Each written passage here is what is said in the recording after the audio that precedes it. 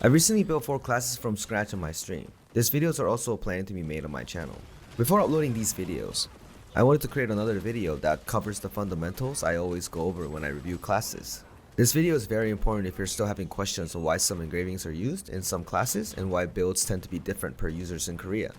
First of all, Lostark does not have a set of cookie cutters. You have to build your own cookie cutter that fits your style and utilize them properly. Cookie cutter itself being the engraving and classes to use, and utilizing that tool to not get hit and land your skills on the right spot where the DPS is usually generated.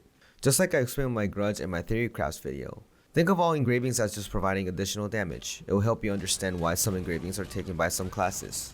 Let's go over the attributes what impacts the strength of your character. Combat stats, engravings, tripods, relic sets, gems, and cards.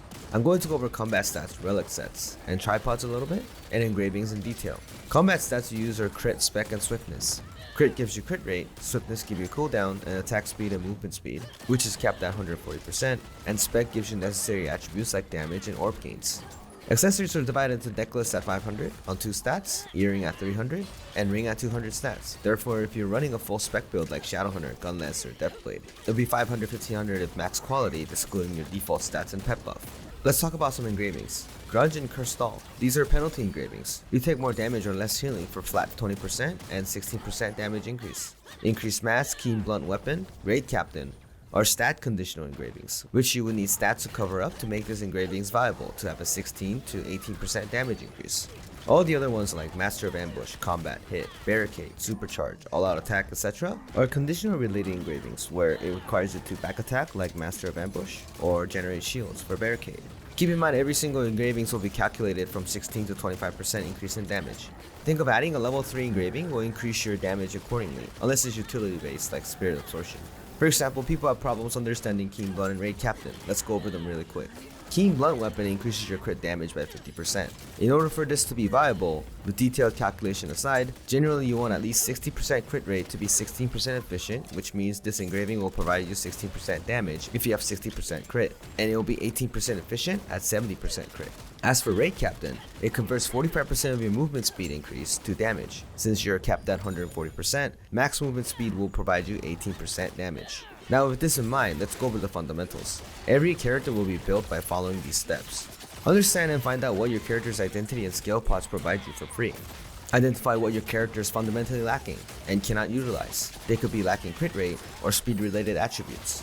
Determine what combat stats, engravings, and relic sets can be allocated to balance out the build. Finding out what your characters deliver as a passive skill is important, because this determines what engravings and combat stats are more efficient for the character. For example, Word Dancers have Wind's Whisper skill that provides additional 33.2% crit rate, along with a Roar of Courage with an additional short burst of 18% crit rate. Another example of Shadowhunter gets 20% additional movement speed upon transformation. Make sure to understand what your classes are capable of, through skills and tripods and passive identity. You have to identify what your character lacks as well. Classes like Shadowhunter, Blue Gunlancer, Deathblade, Striker, War Dancer requires high spec because it impacts orb generation. Especially for classes like Shadowhunter, War Dancer, and Striker. Their DPS cycle won't be as clean if orbs are not properly generated. Also, you need to know some engravings just don't work for some classes. Classes with major skills and back or head attack cannot utilize Hitmaster. Classes that does not generate shield cannot use Barricade. You need to determine what combat stats and engravings can be allocated to determine realistic engravings for the DPS increase. For example, as I explained above in the Keen Blunt, you need to have 60% crit to be 16% efficient. If War Dancer already provides about 51.2% crit rate, you will have 68.2% total, which is super efficient for going Keen Blunt engraving. Another option is Sork's Ignition build has 25% crit built in, so allocating 500 on crit with Precision Dagger level 3 will provide 25% plus 17 plus 20%, which will add up to 62%. Since it's over 60%, you can put Keen Blunt and allocate leftover crit combat stats to spec for more damage or swift for additional speed. As for relic sets, let's go over the simple ones. Sets called Hallucination provides you 25% crit rate as a set bonus. Entropy set provides you 20%, and Support Yearning set provides 10% of movement, attack speed, and power. This means if Shadowhunter goes level 3 Demonic Impulse, full Hallucination set, and 500 crit combat stat, it will be 30% plus 25% plus 17% for 72% crit. This means Keen Blunt is a viable engraving to increase her DPS by 18%. However, can she use Raid Captain as well, utilizing the transformation buff? If you take the crit combat stat into swiftness and take adrenaline, the math would be 30% plus 25% plus 15% for 70% crit rate. You can get about 8% movement speed and attack speed from the combat stat, which will make your movement speed at 128% at transformed and 138% when supports are present with a yearning set, because it gives you 10% additional attack speed and movement speed. This can also work backwards. If you happen to have crit combat stat for 72% crit, you replace Adrenaline level 3 to Spirit Absorption for 15% movement speed increase, which will make your movement speed at 135% as a final result, which provides 15.75% damage increase for a raid captain, but overcapping to 145% when supports are present, so you're wasting about 5% of the movement speed. This is why Spirit Absorption on solo play is a good build, while party build tends to take Adrenaline at the later game. Either way, Shadowhunters can utilize both Keen Blunt and Raid Captain for boost of at least 16% damage increase each. Always keep in mind that you need 60% crit rate for Keen Blunt start to be viable, and about 36% for Raid Captain. This is also why people just take Grudge and Curse Stall when engravings increase from 3 to 4 and 4 to 5, because no other choices that can make your characters powerful. So in conclusion, ask yourself this when you're worried about what engravings to use.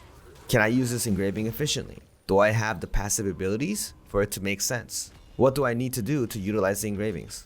Look into attributes like, does it provide extra crit rate? Does it provide additional cooldown, movement speed, attack speed? Find out what combat stat ratios you're going to use. Known existing ratios are 500 to 1500, which is the necklace only, 700 1300, which your ring is converted, 800 to 1200, which your earrings are converted, and you have 1000 to 1000 1-to-1 ratio, and then you have a 500, 1000, and a 500, splits on 3 stats. Test how much percentage you're actually getting in Trixian. Balance out all the attributes to efficiently utilize all the engravings. This way you can pick your own engravings and find better combinations to ultimately theory craft better and make smarter investment decisions on your gold, because markets always change. With that, this wraps up the video. Let's end with a question. I will share Lancemaster switching build's attributes and her starting engraving as class engraving level 3. Try to guess what some of her efficient engravings are, and feel free to comment them below. Her class engraving provides 50% crit damage, 15% movement speed, and 20% attack damage from switching from blue to red stance. Switching from red to blue provides 25% crit rate, 15% attack speed, and 15% attack damage. She has a synergy skill that provides additional 18% crit rate at blue stance. Her main DPS blue skill provides additional 25% crit rate on impact. Her 2 main DPS red skills are guaranteed 100% crit. But she needs to gain all of her meter to apply all the buffs. Higher the spec, the more efficient the buffs are. She utilizes the Nightmare Relic gear most of the time, a set where it provides additional damage with more mana spent, a huge cooldown buff when mana is run out. So what do you think her additional 3 engravings should be and why? To finish up the 3-3-3-3. As always, thanks again guys, bye!